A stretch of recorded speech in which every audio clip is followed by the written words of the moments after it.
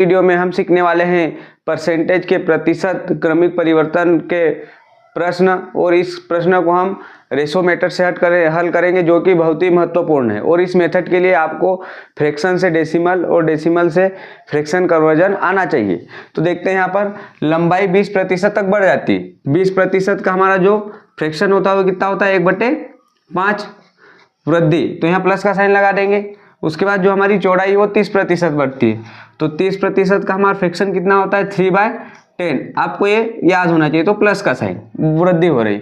और ऊंचाई 50% से कम होती है, मतलब 50% का हमारा फ्रैक्शन क्या होता है, 1/2, तो कमी हो रही है, मतलब माइनस का साइन।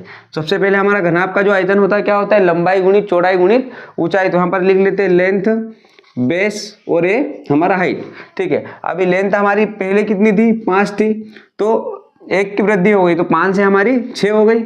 उसके बाद जो हमारी चौड़ाई थी वो कितनी थी हमारी, 10 थी, 30% थी, मतलब 30% की वृद्धि, मतलब 10 से वो 13 हो गई। तो यहाँ पर 10 से हमारी 13 हो चुकी है। उसके बाद जो हमारा ऊंचाई थी 50% की कम, मतलब 1/2, मतलब 2 थी तो वो कितना हो गई, -1, मतलब 1 हो गई। तो यहाँ पर हम क्या लिखेंगे, 2 से हमारा 1 हो गई, जिसको हम हल कर लेते हैं। और जो हमारा घनाभ का आयतन होता है लंबाई गुणित चौड़ाई गुणित ऊंचाई, तो तीनों को हम मल्टीप्लाई करेंगे। कितना है, 10 × 5 = 50 दूने 100, और ये कितना हो जाएगा, 13 × 78। तो ओवरऑल आयतन में परिवर्तन कितना हो, 100 से 78 हुआ, मतलब कितने की कमी हो गई, हमारी 22 की कमी। तो जो हमारा है 22 की कमी हुई, कितनी पर, हमारी 100 पर, मल्टीप्लाई बाय 100, तो परसेंटेज परिवर्तन आया, कितना आया, 100 से 100 कैंसिल हो जाएगा।